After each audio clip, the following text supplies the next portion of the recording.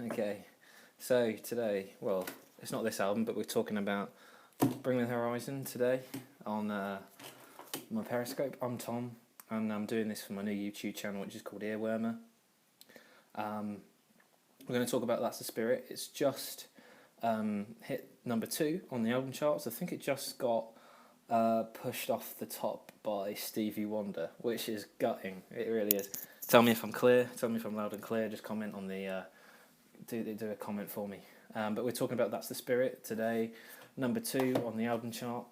And I think it either got beaten by the Vamps or it got beaten by Stevie Wonder. But check that out for me. I think they're in Rock Sound. And also, if you've got The Sun today, you can check out Lizzie Baker's interview. That's in there. So if you go down to your corner shop, you can get that interview. It's a great read. So if you're a Bring the Horizon fan, I'd pick it up. I think she went into the Sony Music Centre or whatever the headquarters this week. So yeah, definitely go and pick it up. But yeah, today we're going to talk about That's the Spirit. I think they produced it themselves in Greece. I think it's in Greece or Cyprus. I think or Greece, but they produced it there. And I went with quite a very mainstream approach, but I think they did it very well. I think they did it very well in the fact that they are going with a pop music sound, and then people can pick that album up and discover the heavy music that they've done in the past.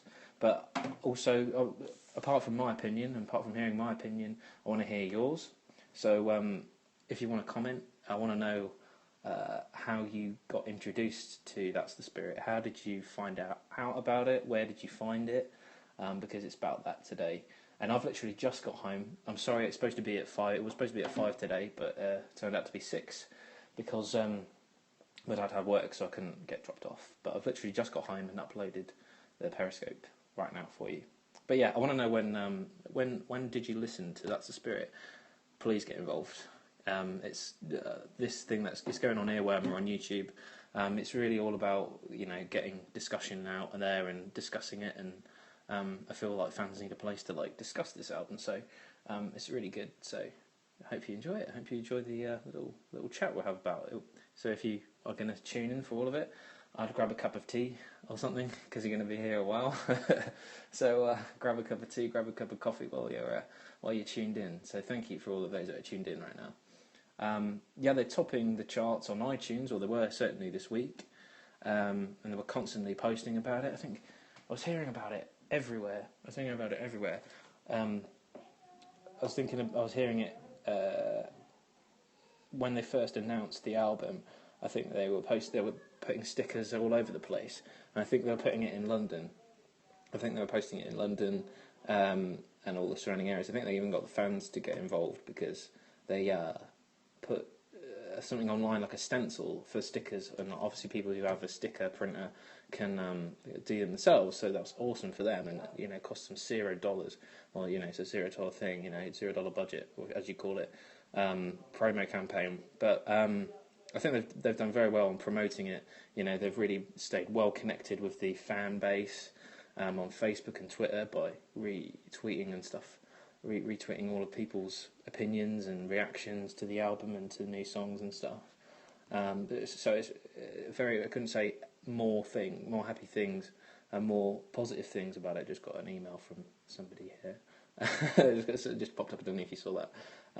But yeah, I think they've just done really well on staying in touch with the fans, because that's obviously the important part. And I think Ollie, who's the vocalist, really got well involved with it. I think this is a good turning point for the band, and as I said, with this album, Sempiternal, here I got this. It's like a deluxe edition, if you can see that. Is that the right way? I don't know. Obviously, it's flipped, this camera, so yeah, that's what I got. I got that when it first came out. It's great. It's got like a little booklet and stuff. It's got the CDs and stuff in it, if you can see that. You can see that here. This isn't That's the Spirit. I haven't got it yet. I'm pre-ordering it probably this week, I think. I just haven't had the chance to, because I've been so busy. Been doing a lot of training and courses because I'm at uni at the moment. I'm in Lincoln in England, and I'm training up to be a teacher. So I've been on these courses this week, so I haven't had the chance to order it. But I want to get it in person because I think it's more personal that way. But also, yeah, that's also interesting a question. If you have picked it up and you're tuning in, how on earth how did you pick it up? Did you pick it up through Spotify, or pick it up like there's a link, as an album merch link in there? Did you pick it up through there? Did you actually head out to any of the signings that they did, or did you just order it online? Did you order it online? Just let me know. Thank you for all those that keep tuning in. I'm going to pick it up, I think, in person. I'm going to head to the Doncaster Dome to see them in November. So if you're heading to that, let me know. It should be a really good gig. It's really intimate. I think it's about 1,000 cap venue, so that should be really, really good. In the album, then, if we're going to turn our attention to the album, I think Avalanche, Run and Throne. Wow, look, my fingers came up really big there. I did the 3. Okay, it came up really big there. Avalanche, Run and Throne are the best tracks. I think they really stand out very well. And I was listening to it on the train here. I think they just released an album commentary just at 5 o'clock today. So if you head over to Spotify, and they've got a playlist called Commentary on That's the Spirit, and Ollie talks through all the songs, and I think he talks about them very well, and talks about their content very well. But Avalanche, I was surprised to know it was about ADHD. I was actually really surprised to know about that. I mean, I took it in my own way. Obviously everybody has their own opinion about the song, so there can be no right or wrong answer when you're listening to a track. But I thought it was about everything building up and it being too much, and you just questioning about what's going on. And it was definitely about that, but it also had ADHD linked to it. So that was a pretty cool thing that Ollie was talking about. Brave thing for Ollie to talk about. Run, I think, is really cool in the fact that I just wrote some notes here. Run is actually there's a very trancey build up at the start, and it's it's like the band listened at the time when they were writing it. I think they were on tour listening to these kind of stuff like Faithless and stuff. So that's why they decided to put it in there, because obviously their tastes have changed since putting out Hey Ho, Count Your Blessings. Yeah, obviously their tastes have changed, and I think Run is a very, very interesting track, and they've cut the parts up for the melody. You hear the like the bit at the start, and I thought that was cool. I thought it was really cool. I don't know who's done that before, like a metal band. I don't know what metal bands have done that before, and I thought it was just really cool, and the fact that they sort of developed on that and used the vocals to complement that instrumental sort of cut up part that they've used all the way throughout the song. And I think they've built it up really well, and they do that on every single track. They build up the tracks so well. Even on Doomed, they've made it was very aggressive, very emotionally charged chorus, but also a very slow sort of take to it as well on the theme. But I think the chorus is very emotionally charged. I thought it was really, really cool. Just let me know if you want to just ask any questions, and then we can discuss it. If you have any questions that you thought was cool about the album, or any things that you stood out for you in the album, then just post them. If you're going to be watching this on YouTube, post a comment, or if you're watching this on Periscope, then just hit a comment in this app.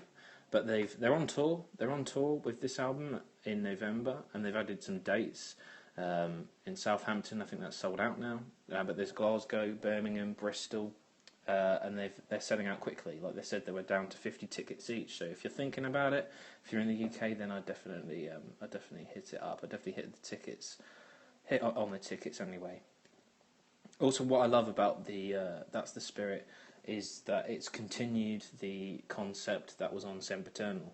As I said in this booklet here that I have here that you just briefly show you, they've gone with like the album outside is like the darkness, and that's us, and then everybody has a story to tell, or everybody has light and dark in their lives and stuff like that. And as you open it up, you see the strange colours, and that's obviously us, painting of a personality, painting of an individual, and what individuals are. That's our being, that's our persona in there. That's what they represent, and I thought that was really cool. I thought that was a really cool, interesting thing to do.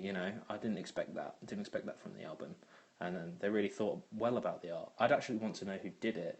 I want to know who did the art. I think it's on Instagram somewhere, but I think somebody did the art for them, and I think that was really cool. Really cool to go along with that. The formats that it's in CD, signed CD, box set, an LP, even a signed box set. So they're really giving the fans what they want. So that was good of them to do. That was really, really cool of them to do. Make sure that they put out everything possible, because I know that some bands that are starting up can't even afford vinyl. It costs so expensive to like put out vinyl, and makes sense to do it on the CD. But with it being their fifth album, obviously they can afford that now. Obviously they can afford to, make different formats for the fans. So, I thought it was really cool. And in the box set, you get like a 12-page booklet, you get a stencil, you get, I think you get some stickers and a beanie and stuff. So, I thought that was really cool. I thought that was a really cool thing to have, and the House of Vans show, actually. House of Vans show, I think it really did go down a treat. That was cool that they put on an album release show. Obviously, a lot of people do this now. So, album release show in London at the House of Vans, where it's cool to chill out, and, it's a skate park and in the midst of a city. So that's cool, and, that does more great things for the band. They're playing in a place where their demographic is, so it makes sense for them to do it there. And I think the plugs from people as well have helped them considerably. Mike from Linkin Park and Matty from 1975 have been tweeting about it. I think Nick Grimshaw and Baby Metal have also been on Ollie constantly, so it's good to see this interaction. It's good to see that this is what the fans want to see. They want to see people chatting to each other, and that's what we don't get to see. We don't get to see the chats from band members, so it's good to see that online, because that's what we're interested in. And it would have been. I'm really looking forward to photos coming out of their time in the studio. I know they've put up a brief few just on Instagram, but there isn't a lot to find, and I want to see some proper pictures of them in the moment, in the zone. I want to see those pictures. What else? I want to also know who introduced you to That's the Spirit. What stood out for you, what drew you in. So what actually did? Because for me, I think it was probably... Man, it is actually a really hard question. What drew you in? I mean, I think it was, I've been following them for years now. I've been following them since they put out... Here we go, there's Chelsea Smile there. I actually got this when I was going to a Hard Rock Calling in London, in Hyde Park. I got that year. It was from when was it put out? 2008. I was in 2008. It's the second album, third album even. Second album, third album. I'm not. Oh, I'm gonna get shut up here. I think it's it's the second album, isn't it? I think I got that in 2010 or 2011, maybe, because I obviously hadn't discovered them for a while, and then obviously they put out There Is a Hell afterwards. But yeah, I got that when I was like about 13, 14 maybe.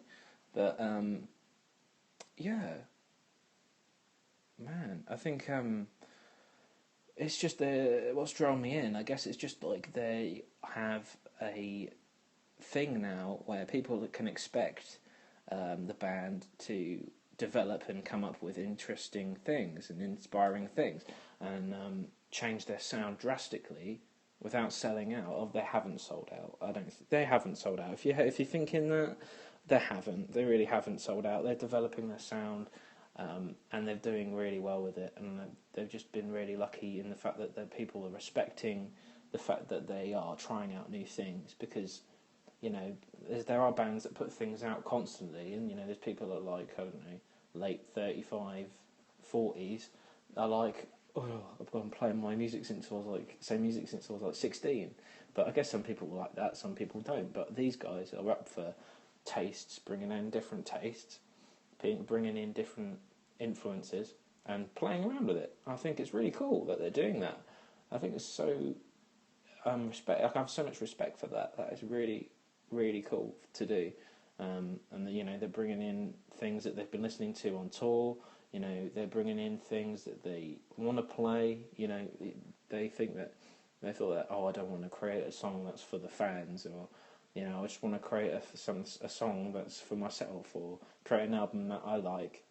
But I think it's a really, really good thing that they are doing what they love, because obviously they're doing well with it. They're doing really tremendously well. Also, just going to the Throne music video, I thought that was good. I think it really gave justice to the track.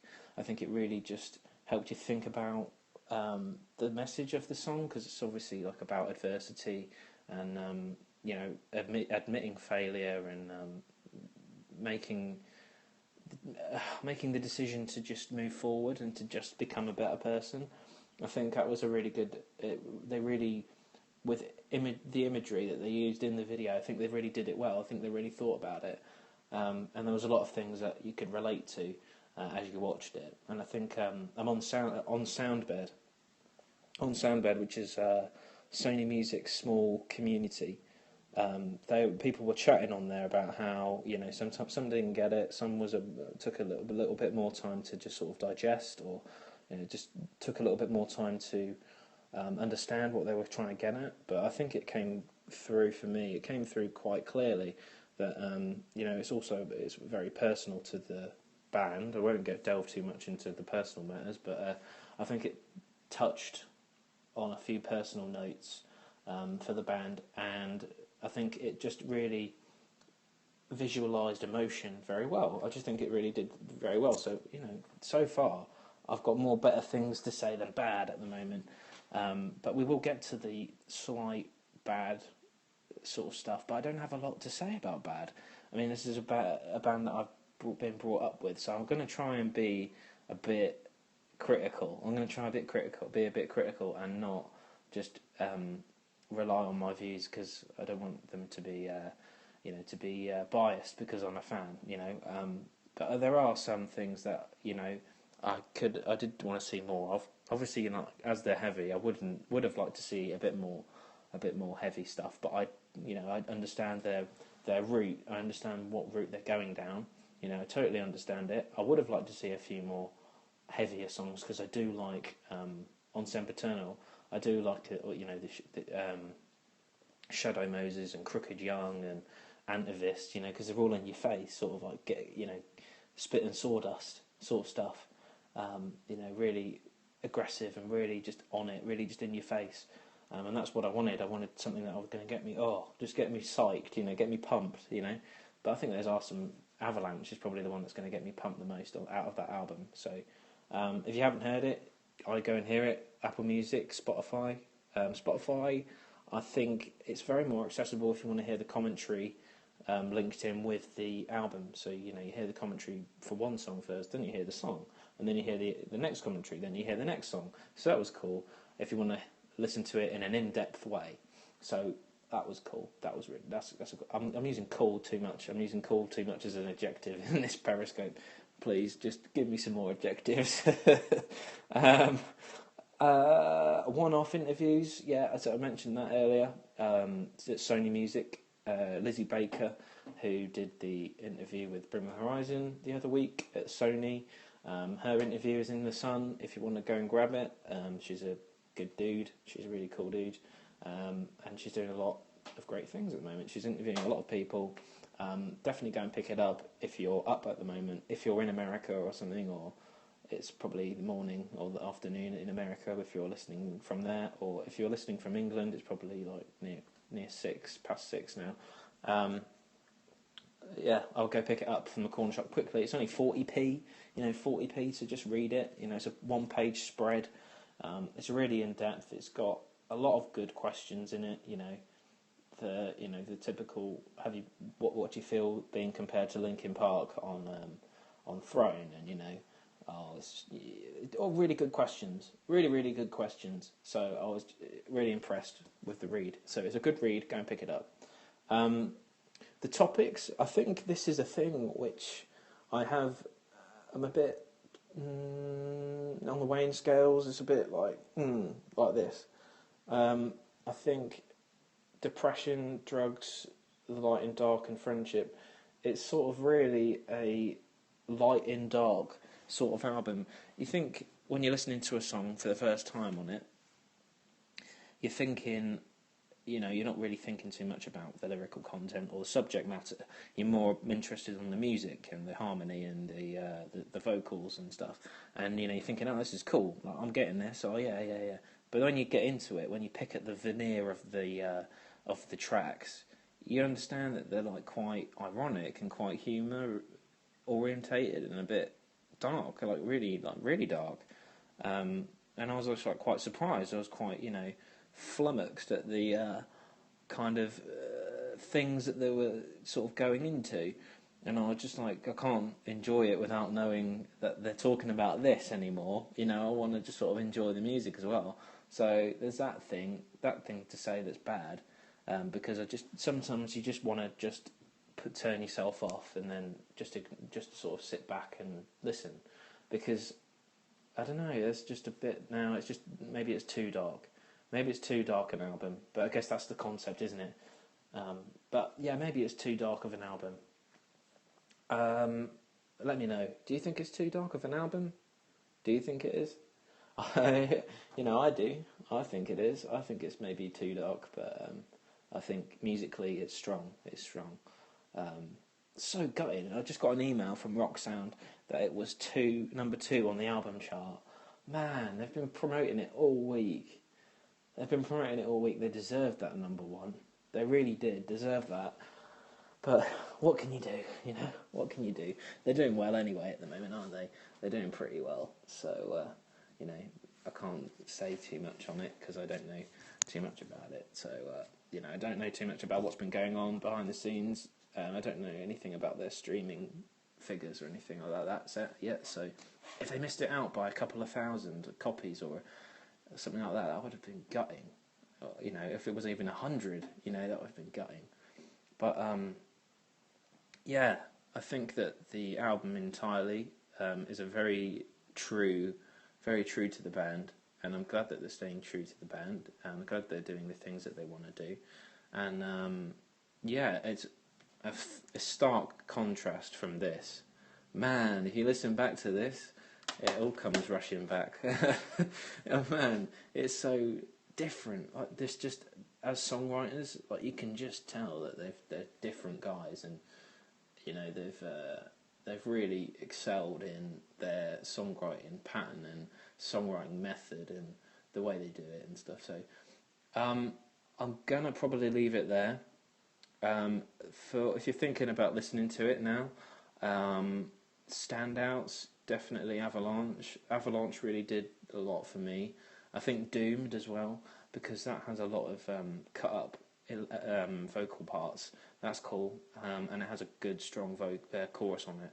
And I also find that on the first listen, if you are put off, I was as well, but I think it grows on you as you listen. It does grow on you as you listen. And I have been speaking to a few people about this in at Platform Rocks in Lincoln at the Engine Shed, which was on a couple of days ago. People were saying that, they're just like, not my thing, just like, maybe I was just a little bit let down and, not really made my decision yet. But I'll give it time first. Don't just cast it off and put it to one side. I'd, give it one session, then give it another, and let it come to you, because you can listen to it in all sorts of different ways, can't you? You can listen to it in the car, you listen to it online, you can listen to it, out loud anywhere, just blast it out somewhere, or Just listen to it with your eyes closed. You know, you can really digest it in so many different ways, and you'll be quite surprised how much of an effect it'll have on you. So yeah, give it some time. I think that's one thing that's also a pointer that maybe you can put in the box that's a bit on the bad side. You have to give it some time. You have to give it some digestion time. So definitely pick it up. It's worth a listen. It's definitely worth your time. It won't waste your time. They've produced it themselves. They've done a fantastic job. And yeah, that is it. I'm going to leave it at that. So thank you for tuning in. If you just caught us late, if you just tuned in, you can head over to youtube.com/earwormer, where we will be uploading this stream. You can also find the one that we did about Funeral for a Friend split on there, and you can also find one that we did with Marcus Eaton, who is a singer-songwriter from Idaho, who's about to go on tour in October in Italy, and I'll be going over there, so that'll be cool. That'll be really cool to go and see the shows there. So hopefully I'll be just uploading some Snapchats or just doing a blab or something with him. If you don't know what blab is, it's like a Skype and Periscope mixed together. But yeah, I say Bring the Horizon, a great album. Give it some time and go out to a show and hear it live, because I think it would really go down well live and at festivals and gigs. I think it would do great justice for a sing-along, probably like moshing maybe. I don't know, maybe they're not going with the moshing sort of tone now, but yeah, pick it up. Alright, okay, thank you for tuning in, guys. I'm going to stop it there.